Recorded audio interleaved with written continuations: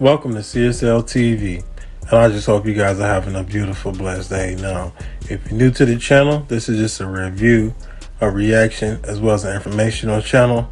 Hopefully the informational part help you or someone out, and we're just going to watch some videos and talk about them. And if you've been rocking with me, I just got to say, hey, I appreciate you so much. I'm loving the comments. I'm admiring what you guys are saying. All positivity is what I appreciate. Negative stuff, hey, I don't know really what to say about that, but I do read it. And I used to block it, but I'm just gonna let that negative stuff stay on there so we can see some of the negativity that's being added into the world. Right. Our right to control our own bodies, our right to freedom, our right to abortion. This is about power and control. Now, all I gotta say on this subject matter right here is I completely agree with these women. Let me get a good light in here, because I completely agree with these women for the simple fact we can use this in so many ways. Think about if you was to go to the store and see eggs at $20 to $30 a dozen. Is your right to not buy them? Well, if you buy them, it's your right. You made that decision is what I'm trying to say. Let's think about this in another way. A $50,000 car, now it's a $100,000 car. Or you're going to get Elon Musk's car for $25,000 to try to curb whatever, go green, you know what I'm saying? I should say. Our focus changed from trying to protect the patients walking in for care to trying to get patients to care. A clinic defender is somebody that helps to escort patients and defend patients at an abortion clinic. We protect patients coming in and out of the building. We shield them from cameras, try to drown out any harassment that they may receive. Even if you can't cover the patient fully, being there is enough to lighten the blow. I was there at the clinic that day with one other escort. The clinic was full of people. We'd gotten in quite a number of them. Our job as clinic escorts that day was to not have any emotional scenes in the parking lot for cameras to be witnessing. And the clinic shut down immediately. The trigger law that went into effect outlaws the performing of an abortion. It criminalizes anybody who performs or provides the means to have an abortion. There are no exceptions except for life of the pregnant person, which essentially means no exceptions. It means someone has to be on death's door before they get health care. As far as patients, definitely out-of-state patients has gotten insane, and it's a real issue because we are all they have left, and that's just at the moment. We are facing the imminent doom of a possible 6-week ban depending on the Supreme Court of Florida's decision. I think it put all of us into a fighting mode. What can we do? How can we do something about this? Where can we protest? What can we do? Our focus is always going to be making sure that people have the information and the resources they need to access abortion, but some people just cannot obtain abortions for a variety of reasons.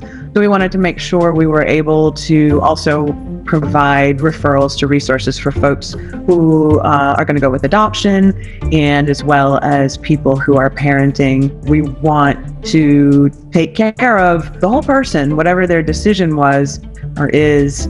I think a lot of folks too have sort of taken it upon themselves to look and see what can they do on their own. A lot of people, I think, are becoming known as the Plan B lady or the abortion information person. I have encouraged people to stay educated and become the abortion access expert for their friend group, for their communities. So we've definitely had to constantly reassure patients and make a point to promote on our socials that there is still abortion that is legalized up to 15 weeks in Florida as it stands right now. Even if we were to see a decision soon from the Florida Supreme Court that may strike down that right to privacy clause that would make way for the 6-week ban, that it wouldn't go into effect for 30 days after that.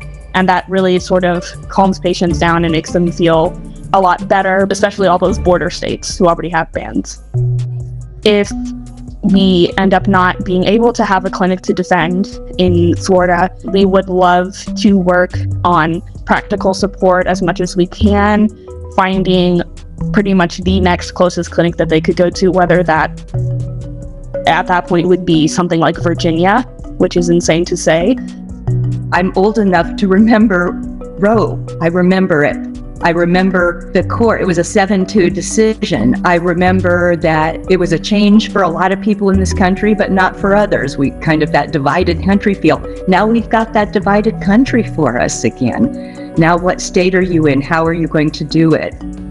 When you find yourself in a situation that you desperately need help with. If you could prick my finger and get some magic elixir out of it that would save everyone from a particular kind of a cancer, I would still have the right to share that drop of blood. I have the right to control my body. I've seen men control women's bodies. I've seen fathers control them, husbands control them. The idea that a state is going to control them is beyond my comprehension. That will never be something I will ever support. So y'all know I said my little brief in the beginning, and then I have to go to the facts about what this was all about. Y'all know what it's all about, you know, but at the same time, I agree with what she's saying. I would not support this. Think about another scenario we can use this. Think about Putin in this war. Think about all the things that people are doing to someone they don't like domestic abuse and stuff like that. You know what I'm saying? That it's against their will, that they don't support or agree with. Just think about it. How would you feel if you go to work 7 days a week, only for about 9 hours, after you had just a normal life of 40 hours, and then they start dictating on what you do, how you live, how you eat? You know, only so many people gonna do it before things start getting crazy and chaotic. So think about it in that type of way. So hopefully maybe things will get better. Well, as of right now, this country and this world is fighting so much. So this is just another obstacle that's been thrown towards these women. And yes, I am with defending women, because a lot of things against them, just like, you know, I'm not going to use those type of examples, but you know where I'm going with this. So just think about this, y'all. Just think about it. But give me your point why you think they should take away abortions and stuff like that. Why you feel this is the right thing to do towards women.